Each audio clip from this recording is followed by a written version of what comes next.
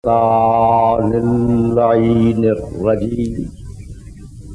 بسم الله الرحمن الرحيم. الحمد لله الملك الحق المبين المتصاغر لعظمته جبابرة الطاغين المتخاضع لكبريائه عتاة المتمردين المعترف بربوبيته سائر الخلق أجمعين. والصلاة والسلام والتحية والإكرام على أشرف النبيين وخاتم المرسلين سيدنا ومولانا أبي القاسم محمد وأهل بيته الطيبين الطاهرين المعصومين المظلومين. أما بعد فقد قال الله سبحانه وتعالى في محكم كتابه المبين. بسم الله الرحمن الرحيم. وما هذه الحياة الدنيا إلا لهو ولعب وإن الدار الآخرة لهي الحيوان لو كانوا يعلمون. صلوات.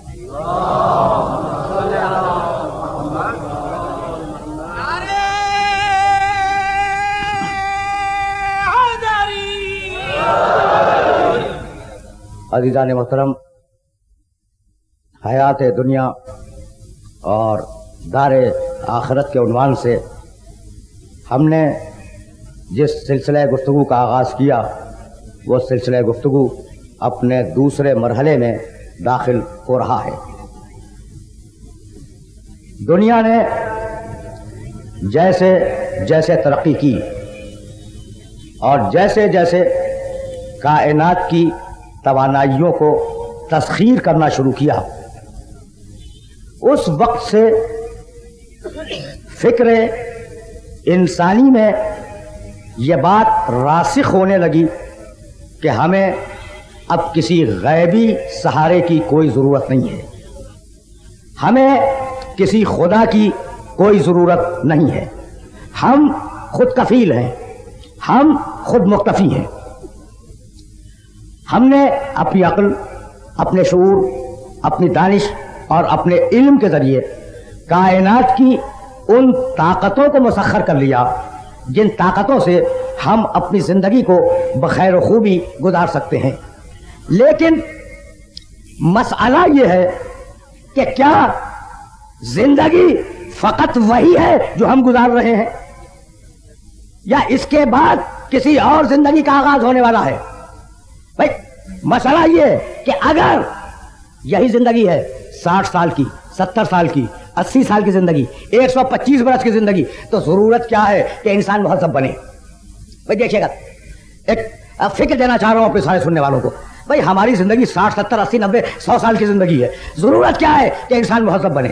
ضرورت کیا ہے کہ انسان تعلیم حاصل کرے؟ ضرورت کیا ہے کہ انسان فنون کو حاصل کرے؟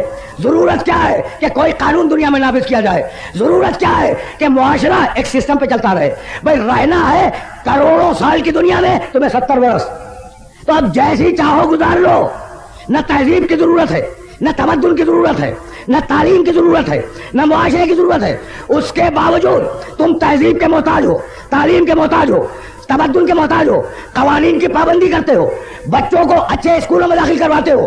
تو لاشعور بول رہا ہے کہ زندگی قبر پہ ختم نہیں ہوتی، قبر سے شروع ہوتی ہے.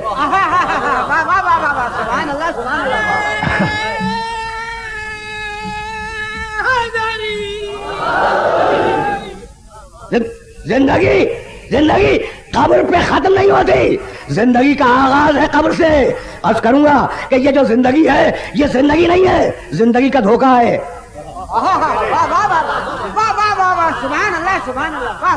یہ جو ہم زندہ ہیں یہ زندگی کا دھوکہ ہے، یہ زندگی کا خواب ہے، یہ زندگی ایک تشبیہ ہے حقیقی زندگی کی. تو بھائی یہی سبب ہے بھائی. اب میرے محترم سننے والے، دنیا و آخرت کے توازن کو اپنے ذہن میں رکھے. بھائی یہی سبب ہے کہ اسلام نے نہ دین کو دنیا کے لیے چھوڑا، نہ دنیا کو دین کے لیے چھوڑا. سبحان اللہ سبحان اللہ. موضوع ذہن میں محفوظ ہے نا. حیات دنیا دار آخرت. قرآن نے آواز دی، ہزار مرتبہ کا سنا ہوا جملہ، اقیم الصلاۃ وآتوا الزکات، نماز قائم کرو، زکات دو. بس دو جملے ہیں نا، نماز، اقیم الصلاۃ، نماز قائم کرو، آتوا الزکات، زکات دو. عجیب بات ہے، پورے قرآن کو دیکھ ڈالیں، جہاں جہاں پروردگار نے یہ حکم دیا کہ نماز قائم کرو، ان سارے مقامات پر پروردگار نے یہ حکم دیا کہ زکات دو. اب عجیب بات ہے بھائی، نماز اللہ کی عبادت، زکات مفلس کی مدد. ان دونوں میں ربط کیا ہے؟ نماز اللہ کی عبادت، اللہ کے آگے سر کو جھکا دینا، زکات مفلس کی مدد. اگرچہ عبادت ہے لیکن معاشرے کی خدمت ہے، زکات معاشرے کی خدمت ہے. یعنی اسلام نے بتلا دیا، قرآن نے بتلا دیا کہ اللہ مفلس معاشرے کو پسند نہیں کرتا، زکات دینے والے معاشرے کو پسند کرتا ہے.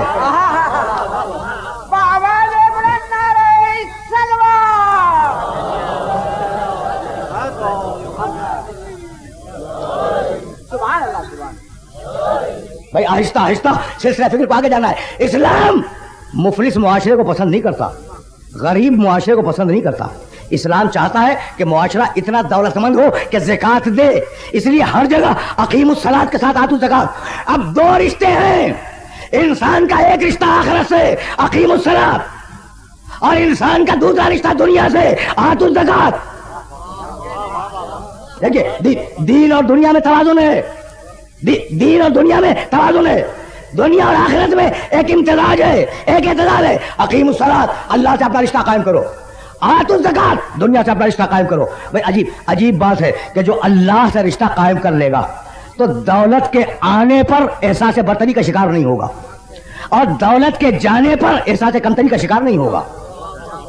یہ جملے ذہن میں محفوظ ہو جائے، لیکن ان جملوں سے مجھے آگے کام لینا ہے. اقیم الصلاۃ، نماز پڑھو، آتوا الزکات، زکات دو. اب نماز وضو چاہتی ہے، قبلہ رو ہونا چاہتی ہے، نماز تکبیرۃ الاحرام مانگتی ہے، نماز قیام مانگتی ہے، نماز رکوع مانگتی ہے، نماز سجدہ مانگتی ہے، نماز تشہد مانگتی ہے. نماز میں کسی سے بول نہیں سکتے. نماز میں کوئی ایسا عمل کرو کہ جس سے شکل نماز بگڑ جائے تو نماز باطل. بھائی بہت توجہ کیجیے گا. بھائی نماز ایک مخصوص عبادت، نماز کے لیے جماعت شرط نہیں ہے، اگرچہ افضل ہے جماعت، لیکن اگر تنہا پڑھو تو اللہ کو اعتراض نہیں ہے. اچھا، اور زکات اجتماعی عبادت، ایک نکالے دوسرا لے. یہی تو اپنے سننے والوں کو روکنا چاہ رہا ہوں. بھائی زکات اجتماعی عبادت، قرآن نے یہ نہیں کہا کہ زکات نکال دو، نہیں، آتوا الزکات، زکات دو. یعنی نکالنا کافی نہیں ہے جب تک غریب کے ہاتھ تک نہ پہنچ جائے.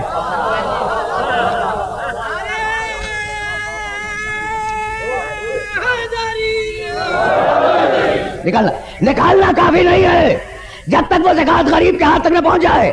تو زکات میں کم سے کم دو ہو، ایک دینے والا، ایک لینے والا.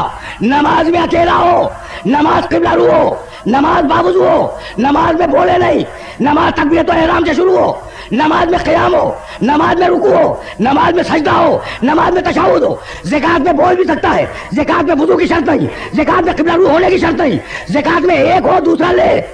لیکن قرآن میں ہر جگہ نماز کے ساتھ زکات، زکات کے ساتھ نماز. تو پروردگار وہ نماز انفرادی ہے، یہ زکات اجتماعی ہے. یہ تو نے ہر جگہ نماز کو زکات کے ساتھ کیوں رکھا؟ ہے قابل غور بات. یعنی ذمہ داری سے جملہ کر رہا ہوں، جہاں نماز وہاں زکات، جہاں نماز وہاں زکات، جہاں زکات وہاں نماز. تو یہ نماز کو زکات کے ساتھ کیوں رکھا؟ تو پروردگار جواب دے گا کہ اگر میری نگاہ میں ایسا نہ ہوتا کہ جس نے نماز میں زکات دی ہوتی،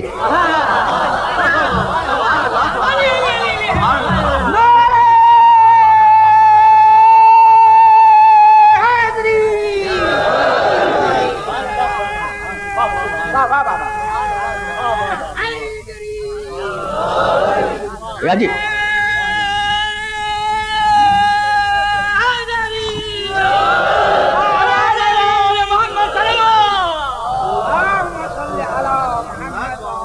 اگر اگر میری نگاہ میں کوئی ایسا نہ ہوتا جس نے نماز میں زکات دی ہوتی تو میں ہر جگہ نماز کے ساتھ زکات نہ رکھتا. بھائی نماز انفرادی عبادت ہے, زکات اجتماعی عبادت ہے. بتلا دیا کہ میری نگاہ میں ولی وہ ہوگا جو وقت واحد میں اجتماع پہ بھی نگاہ رکھے, معاشرے پہ بھی نگاہ رکھے.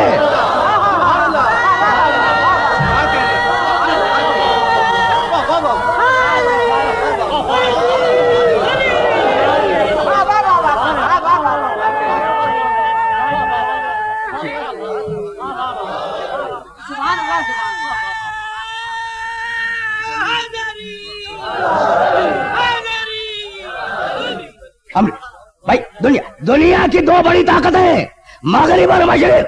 مغرب کا نظام انفرادیت پہ, مشرق کا نظام اجتماعیت پر ہے. اسلام کا نظام اجتماعیت کو بھی رکھو, انفرادیت کو بھی رکھو. اب کچھ فرق واضح ہو رہا ہے. بھائی توازن قائم کرو دنیا میں اور آخرت میں, توازن قائم کرو دنیا میں اور آخرت میں. قرآن نے آواز دی لا تنسا نصیبک من الدنیا. دیکھو ہم نے دنیا میں جو تمہارا حصہ رکھا ہے نا اسے فراموش نہ کرنا.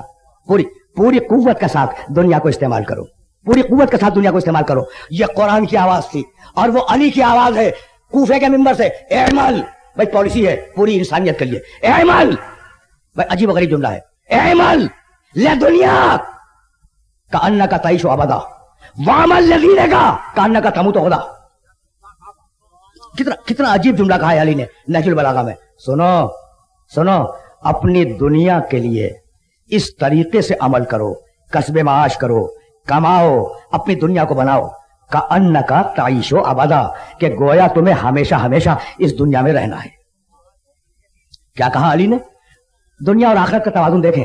اعمل لدنیاک کأنک تعیش ابدا, اس طریقے سے اپنی دنیا کے لیے کام کرو کہ تمہیں دنیا میں قیامت تک رہنا ہے, ابد الآباد تک رہنا ہے.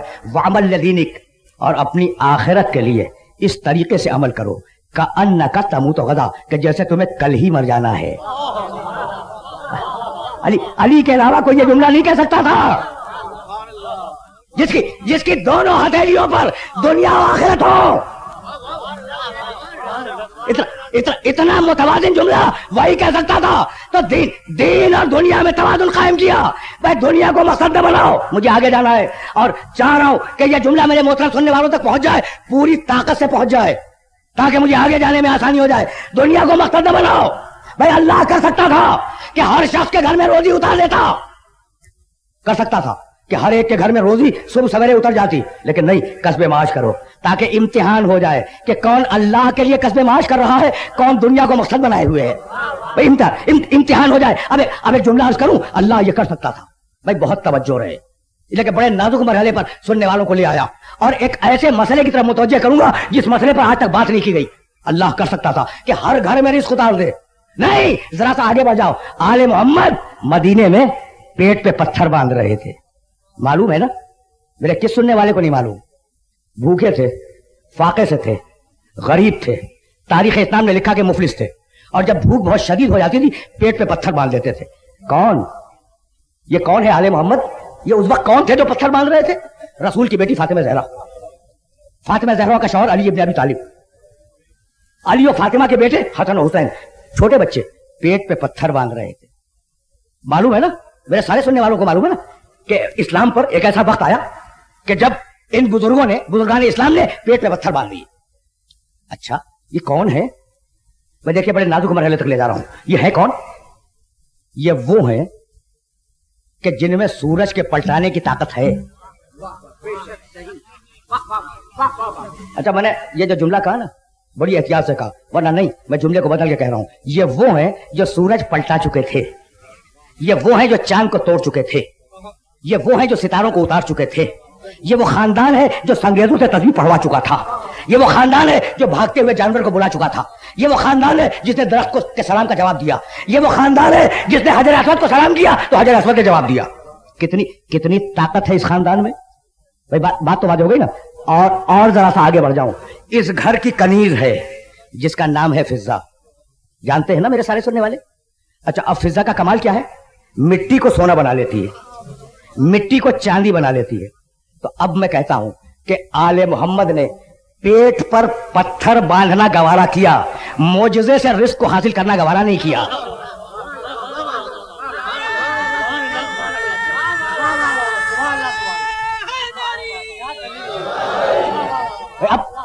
اب میرا یہ جملہ جہاں جہاں سننے والے سن رہے ہیں ان تک پہنچ جائے.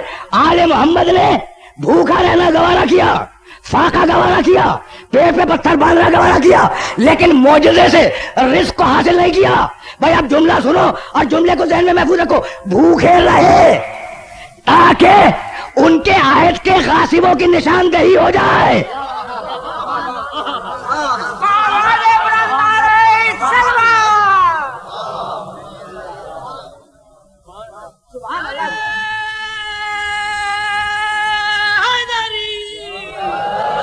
دنیا دنیا دنیا اس لیے بنائی, اور دنیا مزرعۃ الآخرہ, دنیا آخرت کی کھیتی ہے.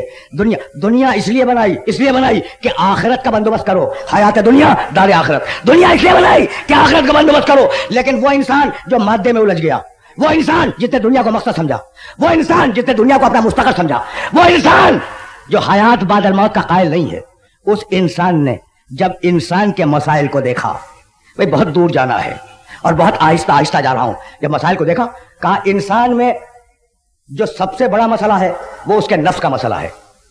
اگر نفس کو مار دیا جائے, اگر نفس کو کچل دیا جائے تو انسان کامیاب. یہ ایک تھیوری, ایک نظریہ. فلسفی نے کہا انسان فقط اخلاقیات کی بنیاد پہ ہے.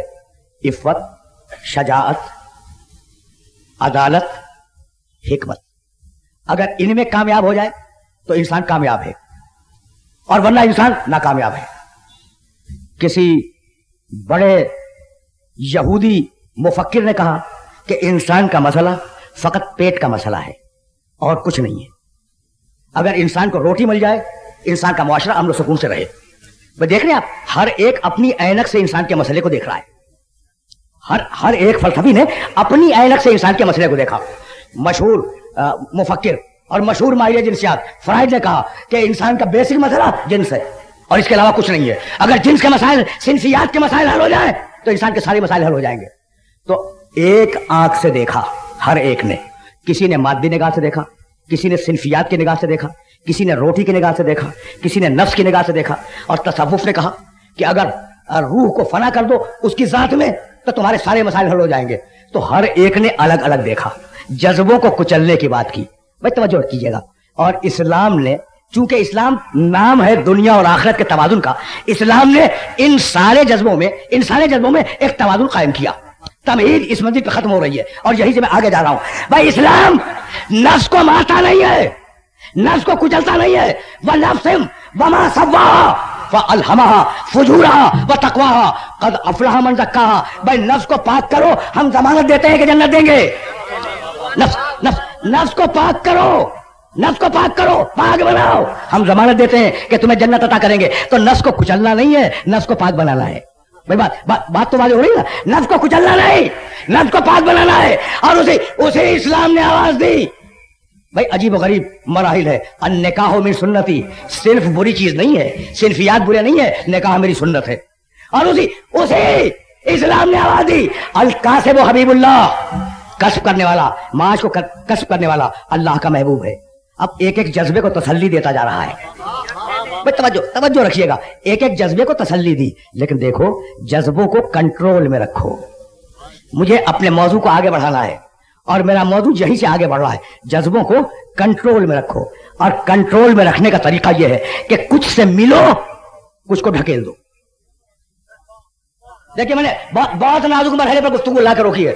کچھ سے ملو, کچھ کو قریب کرو, کچھ کو دور کرو. بھائی جذب و دفع, میں لفظوں کو آسان کر دوں, جذب و دفع شاید میرے نوجوان دوست سمجھے. بھائی محبت اور نفرت, کچھ سے محبت کرو, کچھ سے نفرت کرو. محبت کا نام ہے جذب, نفرت کا نام ہے دفع. بھائی بات ہو رہی نا. تو پوری دنیا کا نظام, پورے جذبوں کی سوار, پورے جذبوں کی درست کی فقط دو لفظوں پر ہے. جس سے محبت کرنی ہے اسے محبت کرو, جس سے نفرت کرنی ہے اس سے نفرت کرو. آسان کر دوں بات کو. بھائی دیکھیں یہ جو سورج ہے نا اپنے نظام شمسی کو لے کے جا رہا ہے. اگر پورا کھینچ لے تو سارے سیارے ٹکرا کے ختم ہو جائیں. اگر پوری محبت کرے, دیکھیں بہت بہت آسان کر دیا میں نے جملوں کو. اگر پوری محبت کرے, ہر ایک کو سینے سے لگا لے, تو تمہاری زمین, تمہارا مریخ, تمہارا اتارو, تمہارا زورا, یہ سارے کے سارے ٹکرا کے ختم ہو جائیں. اور اگر پوری نفرت کر کے ڈھکیل دے تو خلاؤں میں گم ہو جائے. اس لیے نفرت کو بھی حد میں رکھا, محبت کو بھی حد میں رکھا.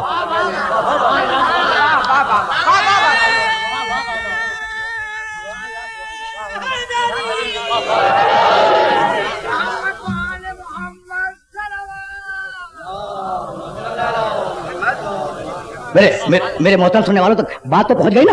یعنی سورج میں جذب بھی ہے, کھینچو, دفع بھی ہے, ڈھکیلو. محبت ہے سینے سے لگاؤ, نفرت ہے دور ہٹا دو. تو بھائی سورج کی حد تک تو خدا کی دی ہوئی طاقت ہے. اب ہم کیا کریں؟ تو اب محمد سے پوچھو کہ کسے سینے سے لگانا ہے, کسے ڈھکیل دینا ہے.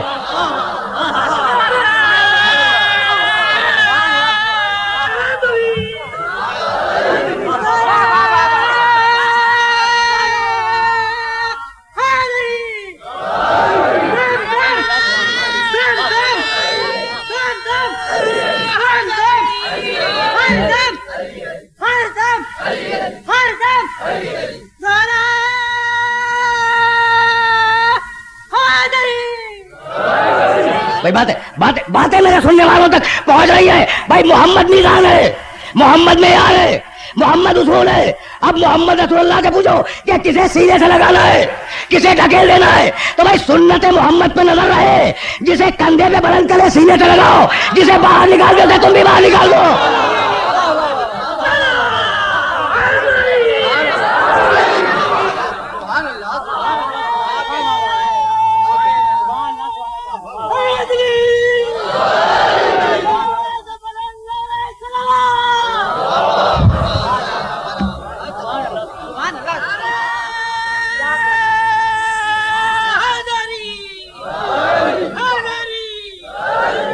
پورا بھائی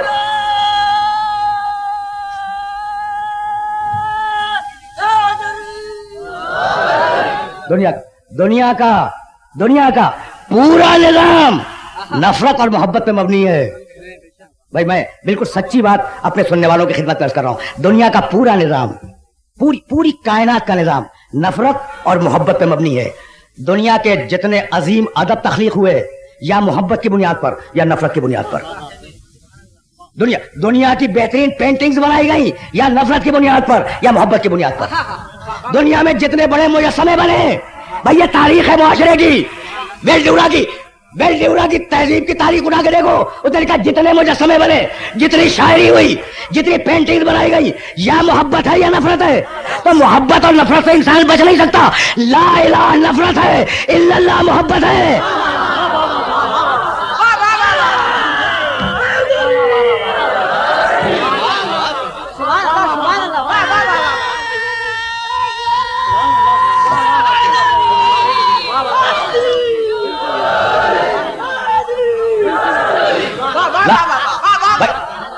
یعنی عقیدہ بھی نفرت اور محبت کے بغیر آگے نہیں بڑھتا. لا الہ نفرت ہے, الا اللہ محبت ہے, صراط الذین انعمت علیہم محبت ہے, غیر المغضوب علیہم ولا الضالین نفرت ہے.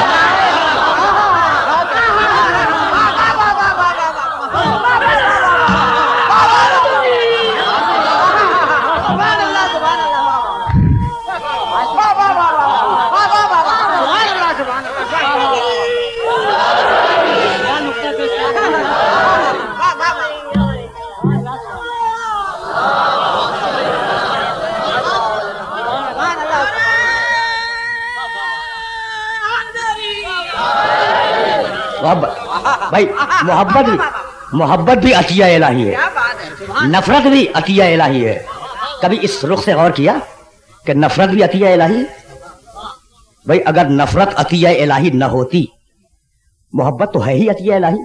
اپنی کتاب میں ابراہیم کا ذکر کرتا ہے, موسیٰ کا ذکر کرتا ہے, عیسیٰ کا ذکر کرتا ہے. محبت ہے جبھی تو کرتا ہے.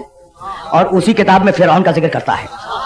हामान का जिक्र करता है, नमरूद का तस्करा करता है, अबू लहब का तस्करा करता है, कुछ का करता है कुछ का नहीं करता, लेकिन नफरतें तो है ना।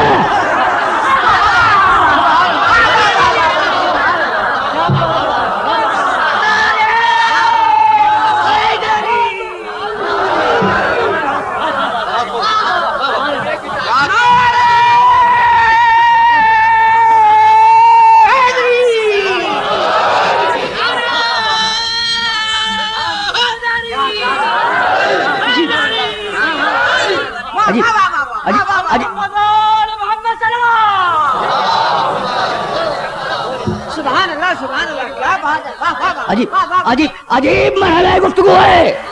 मोहब्बत अच्छी भी है, मोहब्बत बुरी भी है। अब फिक्र आगे बढ़ रही है, मोहब्बत अच्छी भी है, मोहब्बत बुरी भी है। भाई दोनों मोहब्बतें सामने। नाजुल बलागा में अली ने कहा हुब्बुश है युमी व युसिम। भाई सुनो, अगर मोहब्बत बुरी हो तो किसी चीज की मोहब्बत इंसान को अंधा भी कर देती है, बहरा भी कर देती है। अब अगर किसी की मोहब्बत में आ गए ना, अगर किसी मोहब्बत के दांव में आ गए, जाल में आ गए, तो अब तुम्हें सही बात नजर नहीं आएगी, फकत महबूब नजर आएगा और अब तुम उसके खिलाफ सुन नहीं सकोगे। तो ये मोहब्बत बीमार मोहब्बत है मोहब्बतें भी हैं भाई, मोहब्बतें भी कहीं ना कहीं हैं, लेकिन बीमार मोहब्बत है, अंधों की मोहब्बत है, बहरों की मोहब्बत है। यानी महबूब है ना तुम्हारा, महबूब है, लेकिन तुम्हें उसके ऐब नजर नहीं आ रहे हैं, इसलिए कि मोहब्बत ने अंधा कर दिया है।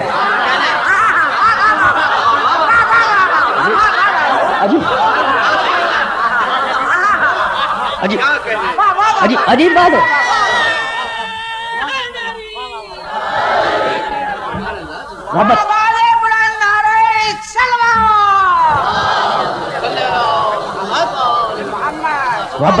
मोहब्बत ने अंधा कर दिया है। तो ऐबदार, महबूब ऐबदार है, लेकिन उसका ऐब नजर नहीं आता।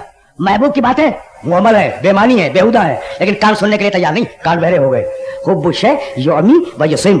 अली ने अजीब फार्मूला दिया, अली इब्न अबी तालिब ने अजीब गरीब कायदे कुल्लिया दिया नाजुल बलागा में। हुब्बुश है, भाई देखो हर चीज से मोहब्बत न करना। अली बोल रहे हैं हर चीज से मोहब्बत न करना। बहुत सी मोहब्बतें ऐसी हैं जो इंसान को अंधा और बहरा बना देती हैं। तो मोहब्बत का मनफी रुख, भाई तवज्जो रहे, लेकिन ले आया उस मरहले तक जिस मरहले पर आज गुफ्तगू को रुक जाना है। मोहब्बत का मनफी रुख, गलत से मोहब्बत न करना। और मोहब्बत का मुस्बत पहलू, कुल ला असलकुम अलैहि अजरन इल्ला अल-मवद्दत फिल कुर्बा।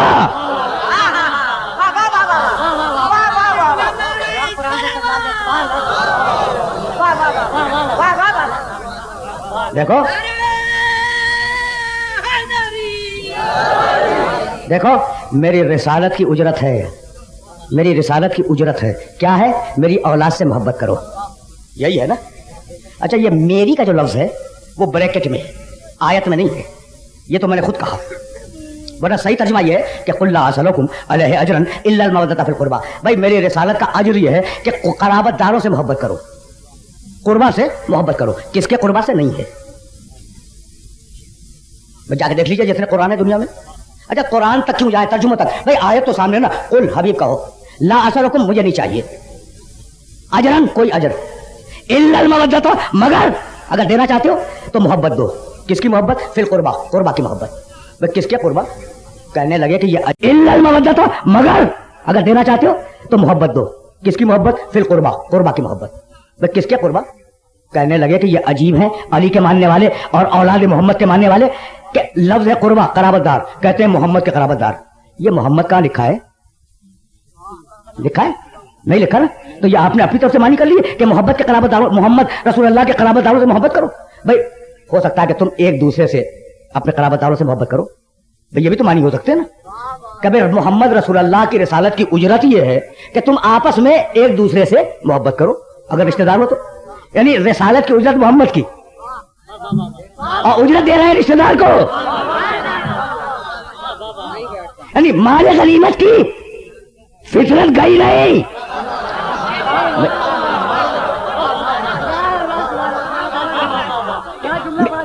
मिलता रहे तो रिसालत की उजरत देनी है, अजर देना है मोहम्मद रसूलुल्लाह को, और अपने रिश्तेदार से मोहब्बत करो, है ना।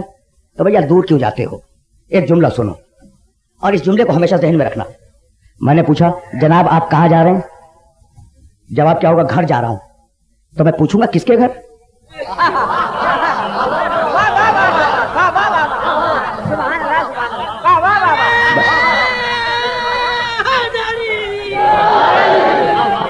بھائی سوال ہے میرا، ایک سوال ہے، مجلس کے بعد آپ کہاں جائیں گے؟ جب آپ گھر جائیں گے تو آپ میں سوال کروں کس کے گھر؟ بھائی بولنے والا جب کہے گا کہ گھر جا رہا ہوں یا گھر جاؤں گا، مطلب یہ کہ اپنا گھر. اچھا آپ کے ساتھ آپ کا بیٹا ہے، میں نے پوچھا یہ کون ہے؟ آپ نے کہا بیٹا ہے، تو اب سوال کروں کس کا بیٹا؟ نہیں ہوتا نا. اب آپ مجھے حق دیتے ہیں کہ میں سوال کروں بھائی کس کا بیٹا؟ بہت توجہ دیجیے گا. تو یہ اصول ہر زبان میں تسلیم ہے کہ جو لفظ بولا جائے اس کی نسبت متکلم کی طرف ہوگی.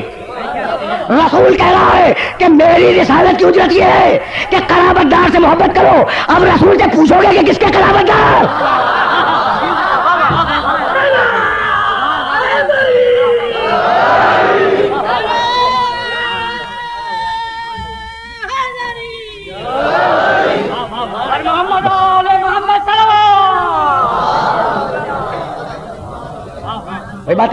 باتیں میرے محترم سننے والوں تک پہنچ رہی ہے نا بھائی. بہت میں نے آسان کر دیا. اور جہاں میرا محترم مجمع سن رہا ہو وہ سنے. اور اس بڑی کنٹروورسی ہے قربا پر، اور اس سے بڑی کنٹروورسی ہے اہل البیت پر. یہ آئے تطہیر والے اہل البیت، انما یرید اللہ لیذھب عنکم الرجس اہل البیت ویطہرکم تطہیرا.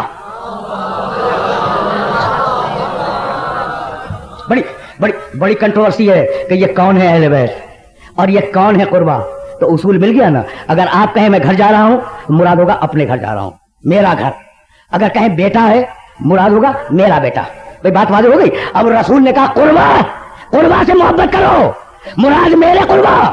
بھائی بات واضح ہو گئی. اور اب اللہ نے آواز دی کہ اے اہل البیت میں تمہاری طہارت کا اعلان کرتا ہوں.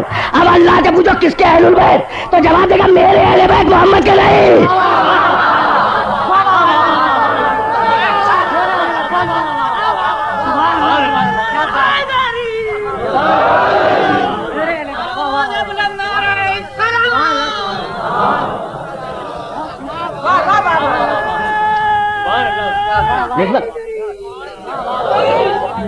نسبت بولنے والے سے ہوگی. تو قل بھائی سنیے گا اور اب جملے کو ذہن میں رکھیے گا. پروردگار نماز کی طرح واجب کر دے محمد کی محبت کی، اولاد کی محبت کو. نماز کو واجب کیا، روزے کو واجب کیا، کہہ دے کہ ہم نے واجب کر دیا کہ تم اولاد محمد سے اور اہل بیت محمد سے محبت کرو. نہیں، واجب نہیں کیا. قل لا اسألکم علیہ اجرا الا المودۃ فی القربى. بھائی یہ محبت آل محمد نماز روزے کی طرح واجب نہیں ہوئی، یہ تو رسالت کا اجر ہے. فرق کیا ہے؟ اور اگر میں فرق سمجھا سکا تو میں سمجھوں گا کہ میری آج کی محنت سوالت ہو گئی. بھائی سنو، نماز دنیا کی سب سے بڑی عبادت، روزہ بہت بڑی عبادت، زکوٰۃ بہت بڑی عبادت، حج بہت بڑی عبادت. آیات ہیں اقیموا الصلاۃ، نماز پڑھو واجب ہے. حکم ہے آتوا الزکاۃ، زکات دو واجب ہے. حکم ہے للہ علی الناس حج البیت من استطاع الیہ سبیلا. ہم نے انسانوں پر حج کو واجب کر دیا، استطاعت کی شرط کے ساتھ واجب کر دیا. آیت ہے قرآن کی یا ایھا الذین آمنوا کتب علیکم الصیام کما کتب علی الذین من قبلکم. اے ایمان لانے والو، ہم نے تم پر اسی طریقے سے روزہ واجب کیا جس طریقے سے ہم نے پچھلی امتوں پر روزہ واجب کیا تھا. تو یہ عبادتیں واجب ہوئی نا. نماز واجب، روزہ واجب، حج واجب، زکات واجب، خمس واجب، جہاد واجب، محبت آل محمد واجب نہیں، اجر رسالت ہے. قابل غور بات. بھائی اگر یہ فرق واضح کر سکا تو میری یہ پوری محنت سوالت. بھائی سنو، اور اب سنو پوری توجہ کے ساتھ. نماز واجب ہے نا، اور اتنی بڑی عبادت ہے نماز کہ قرآن نے کہا اقیموا الصلاۃ ولا تکونوا من المشرکین. نماز پڑھو مشرک مت بنو. یعنی نگاہ قرآن میں بے نمازی مشرک ہے. اتنی بڑی عبادت ہے نماز. لیکن اب جملہ سنو، اگر خدا نہ خواستہ کوئی نماز چھوڑ دے اور حج کر لے تو کیا حج ہوگا یا نہیں ہوگا؟ بھائی وہ عبادت چھوڑی، یہ عبادت کر لی تو ایک واجب چھوٹا، اس کا گناہ ہوگا. لیکن دوسرا واجب اگر کر لیا ہے تو اس کا ثواب ملے گا. اور اگر کسی نے حج چھوڑ دیا اور زکات دے دی تو حج نہ کرنے کا گناہ ہوگا، زکات کا ثواب ملے گا. اگر کسی نے زکات نہیں دی، خمس دے دیا تو زکات نہ دینے کا گناہ ہوگا، خمس دینے کا ثواب ہوگا. اگر کسی نے خمس نہیں دیا، جہاد میں چلا گیا تو خمس نہ دینے کا گناہ ہوگا، جہاد کا ثواب ہوگا. یعنی ایک واجب اگر نہ کرو تو اس کا اثر دوسرے واجب پہ نہیں آتا. تو اگر محبت آل محمد واجب ہوتی تو اسے چھوڑ کے گناہگار بنتے اور ساری عبادتیں کرتے.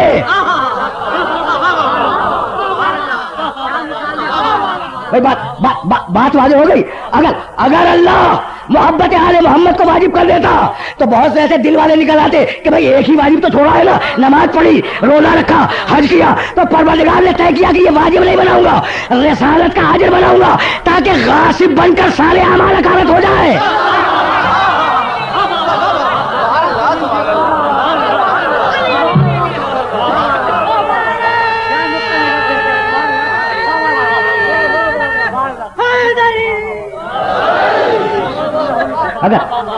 اگر غاصب بنو, اگر حاضر نہ لو تو سارے اعمال اکارت ہو جائے. بھائی اپنی زبان سے کوئی جملہ نہیں کہوں گا.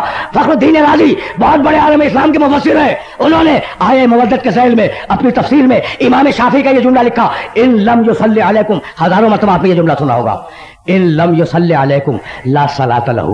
اے آل محمد, جو نماز میں تم پہ درود نہ بھیجے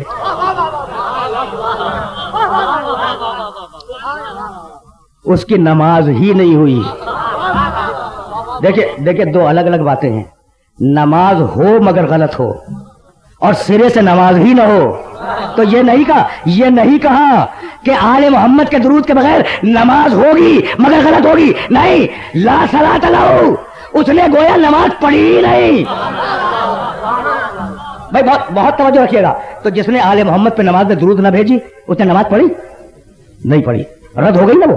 بھائی بہت توجہ رہے, رد ہو گئی. اب جاؤ دیکھو, اگر عالم اسلام کے ہر فرقے کی محدث کی علم الحدیث کی کتاب میں یہ روایت نہ ملے تو تمہیں حق ہے کہ میرا گریبان پکڑ لو. اب میں روایت پڑھ رہا ہوں. اگر امام شافعی, اگر آل محمد کی درود نہ ہو نماز میں تو نماز منہ پہ مار دی جائے گی. طے ہے نا بھائی. بہت توجہ کیجیے گا. جاؤ دیکھو علم الحدیث کی کتابوں میں یہ حدیث ہے یا نہیں. نماز کے فضائل میں ان قبل ما سواہا و ان رد ما سواہا. اگر نماز قبول ہو جائے تو روزہ بھی قبول ہوگا, حج بھی قبول ہوگا, زکات بھی قبول ہوگی, رمضان کی ساری عبادتیں دن کی ہوں یا رات کی وہ سب قبول ہو جائیں گی.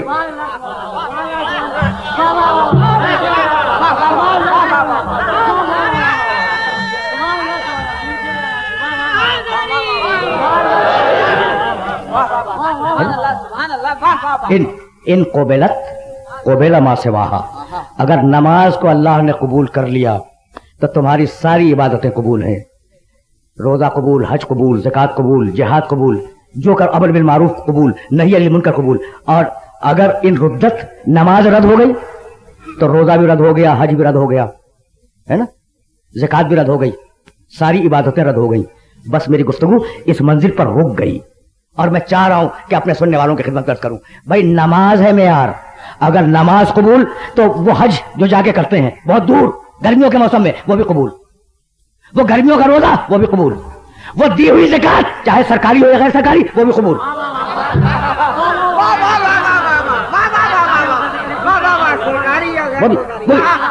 وہ بھی قبول. اور اگر نماز ٹھکرا دی گئی تو یہ ساری عبادتیں بیکار. تو میں 10 بستہ عرض کر رہا ہوں, اگر نماز میں آل محمد پہ درود نہ ہو تو نماز ٹھکرا دی جائے گی. تو اب تنہا نماز کے ٹھکرانے پہ فکر نہ کرنا, روزہ بھی برباد ہوا, وہ کیا ہوا حج بھی برباد ہوا, وہ دی ہوئی زکات بھی برباد ہوئی, اور وہ راتوں کو کھڑا ہونا بھی برباد ہو گیا.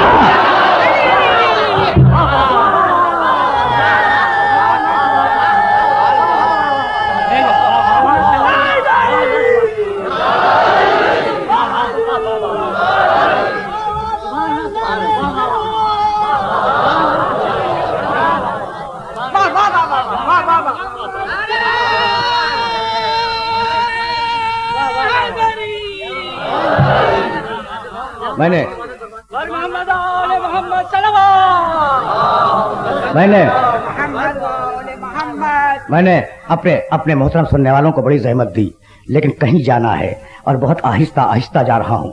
بھائی اب محبت آل محمد سمجھ میں آ گئی نا کہ محبت آل محمد کی قیمت کیا ہے. نہیں, دنیا میں بھائی 2 ہی جذبے ہیں. اب انہیں خیر شر کا جذبہ کہو, کفر ایمان کا جذبہ کہو, باطل اور حق کا جذبہ کہو, ہے 2 ہی جذبے, محبت اور نفرت, ہے نا. بھائی یہی ہے، لفظیں بدلتی ہیں، مطلب ایک ہے، محبت اور نفرت. اور کبھی کبھی آپ اپنی اصطلاح میں تولا بھی استعمال کرتے ہیں. تولا محبت کے لیے، کوئی اور لفظ نفرت کے لیے.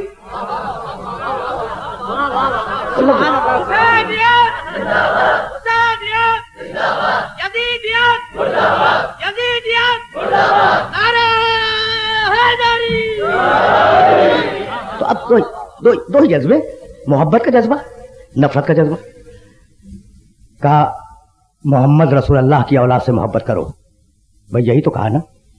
اچھا اب آپ مجھے فرمائیں، یہ اب آپ سے سوال ہے، ذاتی سوال ہے، بالکل ذاتی، ایک ایک محترم سننے والے سے، کہ بھائی آپ اگر مجھ سے کہیں کہ مسٹر ایکس سے محبت کرو تو کیا آپ خود اس سے نفرت کریں گے؟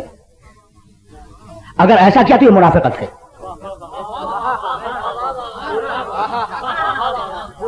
بھائی زید سے محبت کرو، آپ کا حکم ہے زید سے محبت کرو، اب میں نے زید سے محبت شروع کر دی اور جو حکم دینے والے تھے وہ نفرت کر رہے ہیں، یہ منافقت ہے نا. اسی کو قرآن نے کہا اتامرون الناس بالبر وتنسون انفسکم، لوگوں کو نیکی کا حکم دیتے ہو، خود بھولے ہوئے ہو نیکی کو.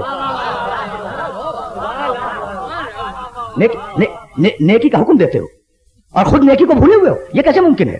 تو اب اللہ نے اگر کہا کہ اولاد محمد سے محبت کرو تو اب لازم ہے، عدل الہی کا تقاضا یہ ہے کہ اللہ اولاد محمد سے محبت کرے. بھائی بہت توجہ رکھیے گا، اللہ پر لازم ہے، اللہ پر لازم ہے کہ اہل بیت رسول سے محبت کرے، ورنہ حکم محبت محمد ہو جائے گا، خلاف عدل ہو جائے گا. اور محبت ہوتی ہے ہمیشہ کمال کی بنیاد پر. کبھی کسی جوا کھیلنے والے سے اس لیے محبت کی کہ وہ جوا کھیلتا ہے، کبھی کسی شرابی سے اس لیے محبت کی کہ وہ شراب پیتا ہے. بھائی عیب کی بنیاد پہ محبت نہیں ہوتی، محبت ہوتی ہے کمال کی بنیاد پر. تو اب مجھے نہیں معلوم کہ یہ کن قرابت داروں کی محبت کا حکم دیا گیا، مجھے نہیں معلوم، لیکن ایک بات معلوم ہے کہ اللہ ان سے محبت کرتا ہے نا. اب سنیں کہ اللہ کس سے محبت نہیں کرتا.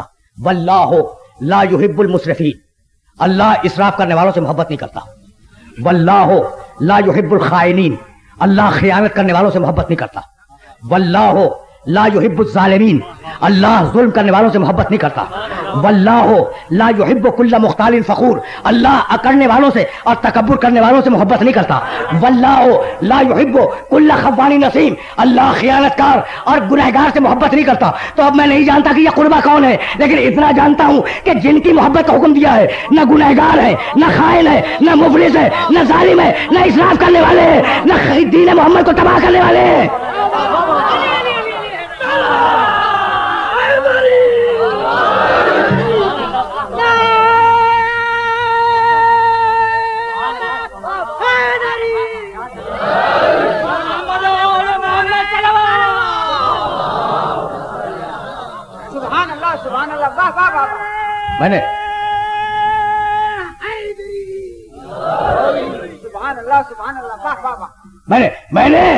میں نے بڑی زحمت دی اپنے محترم سننے والوں کو، لیکن اب چاہ رہا ہوں کہ ساری گفتگو کی تلخیص نکل آئے. بھائی محمد کے اپنوں سے محبت کرو. بھائی قربا کا اس سے ٹھیٹھ ترجمہ مجھ سے ممکن نہیں تھا. محمد کے اپنوں سے محبت کرو. اچھا محبت ہوتی بھی اپنوں ہی سے ہے، غیر سے محبت نہیں ہوتی. یعنی غیر کتنا بھی زور صرف کر کے قریب ہونے کی کوشش کرے، غیر سے وہ محبت نہیں ہو سکتی، غیر سے وہ محبت ہو ہی نہیں سکتی جو اپنوں سے ہوتی ہے. کون نہیں جانتا میرے محترم سننے والوں میں سے کون سا ایسا شخص ہے جسے اپنے گھر سے محبت نہ ہو؟ اپنا گھر، مجھے آپ کے گھر سے محبت نہیں ہے، اپنے گھر سے. اچھا اپنا گھر، اپنی ماں، اپنا باپ، اپنی اولاد، اپنا شہر، اپنا محلہ، اپنا ملک، جہاں اپنا لگ جائے وہاں محبت ہے. بھائی بات واضح ہو گئی؟ اگر بات واضح ہو گئی تو بس دو ہی جملے تو عرض کروں گا اور اپنے سننے والوں سے اجازت لے لوں گا. بھائی کس سے محبت؟ اپنے سے. غیر سے محبت نہیں ہوتی. غیر سے خلوص برتو، غیر سے شائستگی سے بات کرو، غیر سے تہذیب سے ملو، لیکن محبت کس سے ہوگی؟ اپنے سے. تو یا رسول اللہ کہاں تلاش کریں کہ آپ کے اپنے کہاں ہیں؟ بس محمد رسول اللہ کے اپنے اگر مل گئے، اگر اپنے مل گئے تو اجر رسالت کا مسئلہ حل ہو گیا. تو ڈھونڈو کہ محمد کے اپنے کہاں ہیں. اپنا گھر، اپنا محلہ، اپنا شہر، اپنی اولاد، اپنی ماں، اپنا باپ، محبت اپنوں سے ہوگی، غیر سے نہیں ہوگی. بھائی اسی لیے مباہلے کے میدان میں آواز دی، تم اپنے بیٹوں کو لاؤ، ہم اپنے بیٹوں کو لائیں گے. فقل تعالوا ندعو ابناءنا وابناءکم ونساءنا ونساءکم وانفسنا وانفسکم ثم نبتہل فنجعل لعنت اللہ علی الکاذبین. تم اپنے بیٹوں کو لاؤ، ہم اپنے بیٹوں کو لائیں گے. تم اپنی عورتوں کو لاؤ، ہم اپنی عورتوں کو لائیں گے. تم اپنے نفسوں کو لاؤ، ہم اپنے نفسوں کو لائیں گے.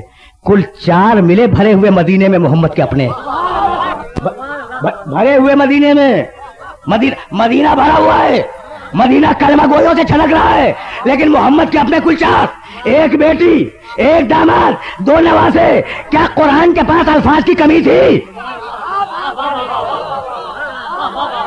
کیا قرآن کے پاس الفاظ کی کمی تھی؟ بھائی حجروں میں بھی اپنے تھے، حجرے کے باہر مسجدوں میں بھی اپنے تھے، لیکن خدا کی نگاہ میں اپنے ہو جب تو جائے. یہ ہیں محمد رسول اللہ کے اپنے. کاروان صداقت ہے، سچوں کا قافلہ ہے جو محمد کی رسالت کی تصدیق کرنے کے لیے مباہلے کے میدان میں جا رہا ہے. بھائی اب تک یہی سمجھتے آئے تھے کہ وہ قافلہ جو گیا تھا وہ چھوٹا سا قافلہ جس کا نام مباہلے والوں کا قافلہ ہے نا. ہم یہ اب تک سمجھتے آئے تھے کہ یہ لوگ رسالت محمد کی تصدیق کرنے گئے تھے، لیکن ہماری سمجھ میں آیا کہ نہیں، یہ رسالت محمد کی تصدیق کرنے نہیں گئے تھے. محمد کی رسالت تو ثابت تھی. جو چیز ثابت ہو اس کی تصدیق کیا کرنی؟ پہلے دن ذوالعشیرہ میں وہ بچہ تصدیق کر چکا تھا.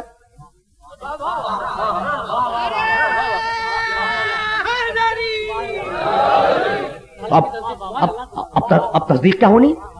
اچھا تو یہ مباہلے کے میدان میں محمد کے اپنے جا رہے ہیں، اپنے محمد کے جا رہے ہیں. یہ جا کیوں رہے ہیں؟ کہا بھائی جا رہے ہیں تو اس کی مصلحت ہے. کہا بھائی مصلحت تو بتلاؤ. کہا بھائی بات یہ ہے کہ عیسائیوں کے مقابلے میں رسول نے تلوار استعمال نہیں کی. اچھا ہوا بھی یہی. یہودی خندق میں میدان میں آیا، خیبر میں میدان میں آیا، تلوار چلی. کافر خندق میں میدان میں آیا، تلوار چلی مسلمانوں کی طرف سے. بدر و احد میں مشرک میدان میں آیا، تلوار چلی. لیکن مباہلہ تلوار کا میدان نہیں ہے، مباہلہ شخصیتوں کا اور کردار کا میدان ہے. بس اب میں مباہلہ نہیں عرض کروں گا، میں تو 2 جملے عرض کروں گا اور آپ سے اجازت لے لوں گا، بس تقریر تمام ہو گئی. بھئی بات کیا ہے؟ بات یہ ہے کہ یہودی لڑنے نہیں آیا تلوار سے. یہودی کو ناز ہے کہ جبریل عیسیٰ پہ آیا، مریم پہ آیا، کسی اور پہ نہیں آیا. جبریل ہمارا ہے. عیسائیوں کو ناز ہے جبریل ہمارا ہے. اچھا خدا کا بیٹا عیسیٰ ہمارا ہے. مریم خدا کے بیٹے کی ماں ہماری ہے. تو ہمارے پاس 3 بڑے ہیں. اس عیسائیت کی اصطلاح میں نام ہے اقانیم ثلاثہ. 3 بڑے باپ. بھائی توجہ رکھیے گا، عیسیٰ کا موجود نہیں ہے، اس لیے کہا گیا کہ خدا کا بیٹا ہے. تو جبریل، مریم، عیسیٰ بڑا ناز لے کے آئے تھے رسول کے پاس کہ ہمارے پاس جبریل ہے، ہمارے پاس مریم ہے، ہمارے پاس عیسیٰ ہے، اور اب تمہارے پاس ان کے مقابلے پر کچھ ہو تو لے کے آؤ. تو مباہلہ تلوار کا میدان نہیں ہے، مباہلہ کردار کا میدان ہے. بھائی کچھ بات واضح ہو رہی ہے؟ بھئی یہی بات کو روک رہا ہوں. تو ناز کیا ہے عیسائیوں کو؟ ہمارے پاس جبریل جیسا مقدس فرشتہ ہے جو انجیل لے کے آیا، ہمارے پاس عیسیٰ کی ماں مریم ہے جو صاحب عصمت کبریٰ ہے، اور ہمارے پاس خدا کا بیٹا عیسیٰ ہے. بھئی یہی تو ناز ہے نا. اب محمد جواب میں جسے بھی لے جائیں، بھئی بہت توجہ رہے، اس لیے کہ آ گیا میں اس مرحلے پر جس مرحلے پر بات کو آج روک لینا ہے. اب مریم کو اگر عیسائی لے کے آئے تو محمد جواب میں بول اسے لے جائے جو فخر مریم ہو، ورنہ شکست ہو جائے گی. اگر مریم سے کمتر کوئی چلی گئی محمد کی طرف سے شکست ہو جائے گی. اچھا ادھر سے مریم آئی، ادھر سے فخر مریم جائے، ادھر سے خدا کا بیٹا آیا، ادھر سے کچھ ایسے بیٹے جائیں جو فخر بن جائے. اسی لیے بیٹے کا لفظ آیا ہے. تم اپنے بیٹوں کو لاؤ، ہم اپنے بیٹوں کو لائیں گے. اپنے نواسوں کا لفظ نہیں ہے. چونکہ خدا کے بیٹے کے مقابلے پہ جانا ہے. تم خدا کا بیٹا لاؤ, ہم اپنے بیٹے لائیں گے. اچھا بھائی عجیب بات ہے, تو مریم کے مقابلے پہ فخر مریم جائے, خدا کے بیٹے کے مقابلے پہ محمد کے 2 بیٹے جائیں, اور اب رہا جبریل, تو جبریل کی حیثیت کیا ہے؟ جب تو صحیح کہ مقابلے پر استاد جبریل کو لے کے آ جاؤ.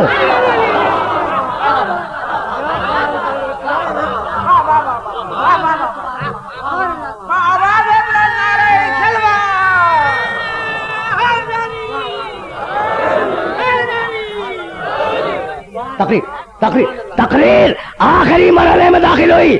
بھائی مباہلہ شخصیتوں کا ٹکراؤ, مباہلہ کردار کا ٹکراؤ, اور کربلا انہی شخصیتوں کا انتقام. میں نے بڑے نازک مرحلے پہ لا کے جملے کو روکا ہے. بھائی سنیے گا, یہ جملہ سننے کے قابل ہے کہ جب حسین ابن علی نے آخری وقت میں رکابوں پہ زور دے کے پوچھا تھا فوج یزید سے کہ یہ بتلاؤ کہ تم میرے قتل پہ آمادہ کیوں ہو, تو پسر ساز نے گھوڑے کی رکابوں پہ کھڑے ہو کے کہا تھا کہ یا حسین بغضاً لابی, تمہارے باپ کے فضائل کا انتقام ہم تم سے لے رہے ہیں. کربلا کیا ہے؟ کربلا ہے کیا؟ انتقام فضائل علی, انتقام فضائل ابو طالب. علی اور ابو طالب کی فضیلتوں کا نام فضیلتوں کے انتقام کا نام کربلا ہے. اب میں کیسے اپنے سننے والوں کی خدمت میں عرض کروں کہ یہاں بھی شخصیتوں کا ٹکراؤ تھا, پوری احتیاط سے جملے عرض کر رہا ہوں, یہاں بھی شخصیتوں کا ٹکراؤ تھا. اب حسین نے طے کیا کہ شبیہ رسول کو لے جاؤں گا. بھائی ساری نمائندگیاں ہو نا, محمد کی نمائندگی اکبر کرے, علی کی نمائندگی عباس کرے, جعفر طیار کی نمائندگی اولا محمد کرے, حسن ابن علی کی نمائندگی قاسم کرے. بھائی مباہلہ ہو رہا ہے شخصیتوں کا. اجرکم اللہ. فاطمہ زہرا کی نمائندگی فاطمہ کی بڑی بیٹی زینب کرے. بس تقریر تمام ہو گئی. 60 دقیقے مکمل ہوئے, تقریر تمام ہو گئی. لیکن جی چاہتا ہے کہ اپنے محترم سننے والوں کے 2-4 دقیقے اور لے لوں. بھائی سنو, کربلا کے میدان میں جو مباہلہ ہوا, قاسم نے حسن کی نمائندگی کی, عباس نے علی کی نمائندگی کی, اکبر نے محمد رسول اللہ کی نمائندگی کی, اور محمد نے جعفر طیار کی نمائندگی کی, زینب نے فاطمہ زہرا کی نمائندگی کی. لیکن ایک بات بتلاؤں, وہ بیمار بچی جسے حسین مدینے میں چھوڑ گئے تھے, یہ جملہ یاد رکھنے کے قابل ہے. حسین کی اولاد میں 2 بچے ایسے تھے جو اپنے بزرگوں سے مشابہ تھے. اکبر ہو بہو شبیہ پیغمبر, اور فاطمہ صغرا جسے مدینے میں چھوڑا تھا ہو بہو شبیہ سیدہ. ہو بہو شبیہ سیدہ. لکھا ہے ارباب مقاتل نے. آپ نے گریہ کیا, مجلس تمام ہو گئی, لیکن میرا جی چاہتا ہے کہ یہ جملہ آپ کی خدمت میں پیش کر دوں. ارباب مقاتل نے لکھا ہے کہ اس بیٹی کو مدینے میں اس لیے چھوڑا کہ بیمار تھی. بھئی یہی تو ہے نا, بیمار تھی. لیکن میں بڑا سوچتا رہا کہ اتنی بیمار تو نہیں تھی کہ اسے مدینے میں چھوڑ دیا جائے. بھئی ساتھ بھی جا سکتی تھی, اتنی بیمار نہیں تھی, پھر بھی چھوڑ دیا.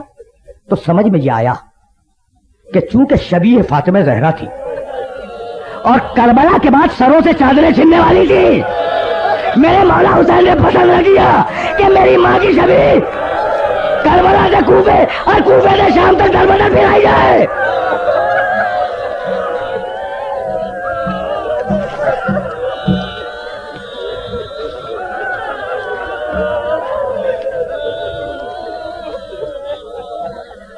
اجرکم اللہ,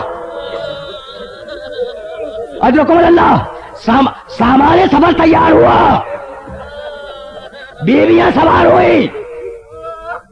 جب ساری بیویاں سوار ہو چکی, 28 رجب کی بات کر رہا ہوں, جب ساری بیویاں سوار ہو چکی تو ایک مرتبہ حسین ابن علی ام البنین کی خدمت میں آئے. ام البنین عباس کی ماں, उम्मुल बनीन हुसैन की मां आए। जबान में ऐसी ताकत नहीं है कि उम्मुल बनीन से इजाजत ले। इजाजत लेने का तरीका आपको मालूम है? हुसैन आए, सामान रखा जा चुका है, बीबियां सवार हो चुकी हैं, आए उम्मुल बनीन के हुजरे में, सलाम किया और सलाम करने के बाद ज़बान मुबारक से कुछ नहीं कहा, अपना सर मां की गोद में रख दिया।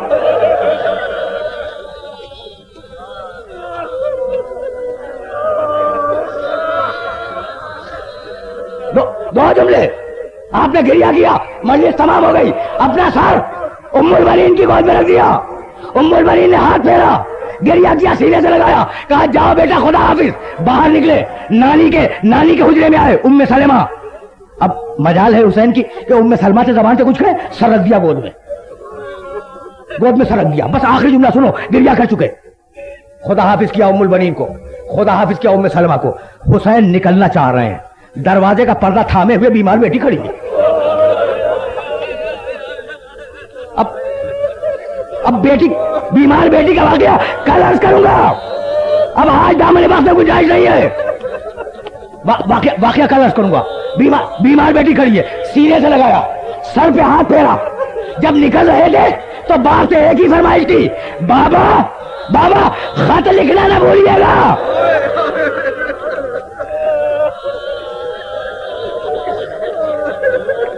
सवारियां तैयार हैं, बस आखिरी जुमला सुनो, सवारियां तैयार हैं।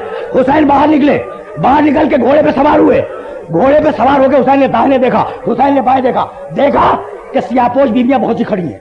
कहा अब्बास जरा करीब तो आना। अब्बास घोड़े से उतरे, करीब आए, कहा अब्बास ये बीबियां कौन है, ये कौन है? हाथ जोड़े, कहा मौला क्या अर्ज करूं, ये बनी हाशिम की औरतें हैं। बस आखिरी जुमला है तकरीर का, ये बनी हाशिम की औरतें हैं। कहा ये चाहती क्या है, कहा मौला आपसे बात करना चाहती है। कहा बुलाओ, बनी हाशिम की औरतों को बुलाओ। बनी हाशिम की औरतें आई, घोड़े को घेर के खड़ी हो गई। कहा मौला हम ये तो नहीं कह सकते कि मौला आप न जाइए, लेकिन हमारी बस एक तमन्ना है कि हम दो रोया कतार लगा के खड़े हो जाए और ज़ैनब की सवारी हमारे दरमियान से गुजर जाए। यह सुनना था कि हुसैन रोने लगे। कहा जनाने वाली हाजिम मत घबराओ, ज़ैनब की सवारी सुबह शाम के बाजार से गुजरेगी और मुनादी आवाज देगा, तमाशा देखने वाला